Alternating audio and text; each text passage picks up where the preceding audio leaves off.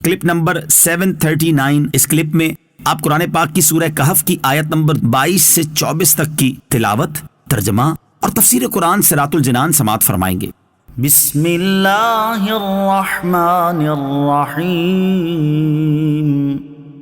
ترجمہ: اللہ کے نام سے شروع جو نہایت مہربان رحمت والا ہے۔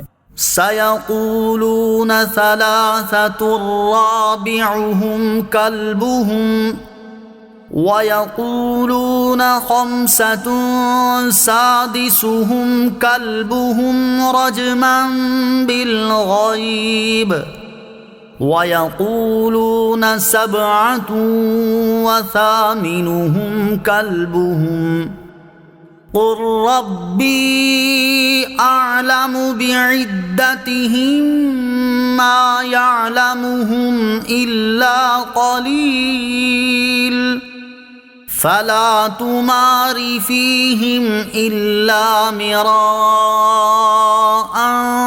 ظَاهِرًا وَلَا تَسْتَفْتِ فِيهِم مِّنْهُمْ أَحَدًا۔ ترجمہ: اب لوگ کہیں گے کہ وہ 3 ہیں جبکہ چوتھا ان کا کتا ہے، اور کچھ کہیں گے وہ 5 ہیں اور چھٹا ان کا کتا ہے، یہ سب بغیر دیکھے اندازے ہیں، اور کچھ کہیں گے وہ 7 ہیں اور 8واں ان کا کتا ہے۔ تم فرماؤ میرا رب ان کی تعداد خوب جانتا ہے، انہیں بہت تھوڑے لوگ جانتے ہیں، تو ان کے بارے میں بحث نہ کرو مگر اتنی ہی جتنی ظاہر ہو چکی ہے، اور ان کے بارے میں ان میں سے کسی سے کچھ نہ پوچھو۔ سیقولون، اب لوگ کہیں گے۔ تفسیر صراط الجنان میں ہے، واقعہ کے آخر میں ان کی تعداد کے متعلق لوگوں کے اختلاف کا بیان فرمایا اور اس کا حل بھی ارشاد فرما دیا، اور وہی حل ہر اس مسئلے کا ہے جو اہم نہ ہو اور جس کے جاننے سے کوئی خاص فائدہ نہ ہو۔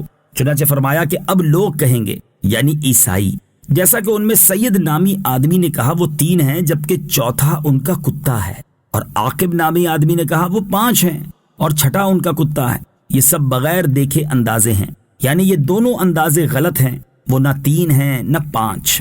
اور کچھ کہیں گے وہ 7 ہیں اور 8واں ان کا کتا ہے، اور یہ کہنے والے مسلمان ہیں۔ اللہ تعالیٰ نے ان کے قول کو ثابت رکھا کیونکہ انہوں نے جو کچھ کہا وہ رسول کریم صلی اللہ تعالی علیہ وآلہ وسلم سے علم حاصل کر کے کہا۔ تم فرماؤ میرا رب ان کی تعداد خوب جانتا ہے، کیونکہ تمام جہانوں کی تمام تفصیلات اور گزشتہ و آئندہ کی کائنات کا علم اللہ عز و جل ہی کو ہے یا جس کو وہ عطا فرمائے۔ مزید فرمایا کہ اصحاب کہف کی تعداد کو بہت تھوڑے لوگ جانتے ہیں۔ حضرت عبداللہ ابن عباس رضی اللہ تعالی عنہما نے فرمایا کہ میں انہی قلیل میں سے ہوں جن کا آیت میں استثناء فرمایا۔ آیت کے آخر میں مزید فرمایا کہ ان کے بارے میں اہل کتاب سے بحث نہ کرو مگر اتنی ہی جتنی ظاہر ہو چکی ہے، اور ان کے بارے میں ان میں سے کسی سے کچھ نہ پوچھو۔ وَلَا تَقُولَنَّ لِشَيْءٍ إِنِّي فَاعِلٌ ذَلِكَ غَدًا إِلَّا أَن يَشَاءَ اللَّهُ وَاذْكُر رَّبَّكَ إِذَا نَسِيتَ وَقُلْ عَسَىٰ أَن يَهْدِيَنِ رَبِّي لِأَقْرَبَ مِنْ هَٰذَا رَشَدًا۔ ترجمہ: اور ہرگز کسی چیز کے متعلق نہ کہنا کہ میں کل یہ کرنے والا ہوں مگر یہ کہ اللہ چاہے، اور جب تم بھول جاؤ تو اپنے رب کو یاد کر لو، اور یوں کہو کہ قریب ہے کہ میرا رب اس واقعے سے زیادہ قریب ہدایت کا کوئی راستہ دکھائے۔ الا ان یشاء اللہ، مگر یہ کہ اللہ چاہے۔ تفسیر صراط الجنان میں ہے، یہاں 2 آیتوں میں اسلامی تعلیمات کی ایک بنیادی چیز بیان فرمائی کہ مسلمان کو چاہیے کہ اپنے ارادے میں انشاء اللہ ضرور کہا کرے۔ چنانچہ فرمایا گیا کہ اور ہرگز کسی چیز کے متعلق نہ کہنا کہ میں کل یہ کرنے والا ہوں مگر ساتھ ہی یہ کہا کرو کہ اللہ عز و جل چاہے تو میں کر لوں گا۔ مراد یہ ہے کہ جب کسی کام کا ارادہ ہو تو یہ کہنا چاہیے کہ انشاء اللہ ایسا کروں گا، بغیر انشاء اللہ کے نہ کہے۔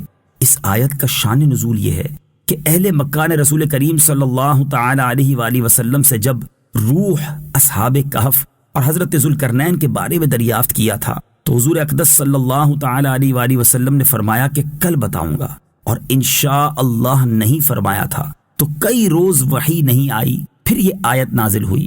وَاذْكُرْ رَبَّكَ اِذَا نَسِيتَ، اور جب تم بھول جاؤ تو اپنے رب کو یاد کر لو۔ تفسیر صراط الجنان میں ہے، حضرت عبداللہ ابن عباس رضی اللہ تعالی عنہما فرماتے ہیں، اس کا معنی یہ ہے کہ اگر انشاء اللہ کہنا یاد نہ رہے تو جب یاد آئے کہہ لو۔ یاد آنے کی مدت کے بارے میں حضرت عبداللہ ابن عباس رضی اللہ تعالی عنہما فرماتے ہیں کہ اگرچہ 1 سال بعد یاد آئے، اور امام حسن بصری رضی اللہ تعالیٰ عنہ نے فرمایا ہے کہ جب تک اس مجلس میں رہے انشاء اللہ کہہ لے۔ اس آیت کے معنی سے متعلق تفسیروں میں کئی قول مذکور ہیں، ان میں سے ایک یہ بھی ہے کہ آیت کا معنی یہ ہے اگر کسی نماز کو بھول گیا تو یاد آتے ہی ادا کر لے۔ نماز کے بارے میں حضرت انس رضی اللہ تعالی عنہ سے روایت ہے، نبی کریم صلی اللہ تعالی علیہ وآلہ وسلم نے ارشاد فرمایا، جو نماز پڑھنا بھول جائے تو اسے چاہیے کہ جب یاد آئے اس وقت نماز پڑھ لے، اس کا یہی کفارہ ہے۔ وَقُلْ عَسَىٰ، اور یوں کہو کہ قریب ہے۔ تفسیر صراط الجنان میں ہے، ارشاد فرمایا، یوں کہو کہ قریب ہے کہ میرا رب میری نبوت پر دلائل کے لیے اصحاب کہف کے اس واقعے سے زیادہ قریب ہدایت کا کوئی راستہ دکھائے، یعنی ایسے معجزات عطا فرمائے جو میری نبوت پر اس سے بھی زیادہ ظاہر دلالت کریں، جیسے کہ انبیاء سابقین کے احوال کا بیان اور غیوب کا علم اور قیامت تک پیش آنے والے واقعات کا بیان اور چاند کا 2 ٹکڑے ہونا اور حیوانات کا حضور اقدس صلی اللہ تعالی علیہ وآلہ وسلم کی رسالت کی گواہی دینا وغیرہ۔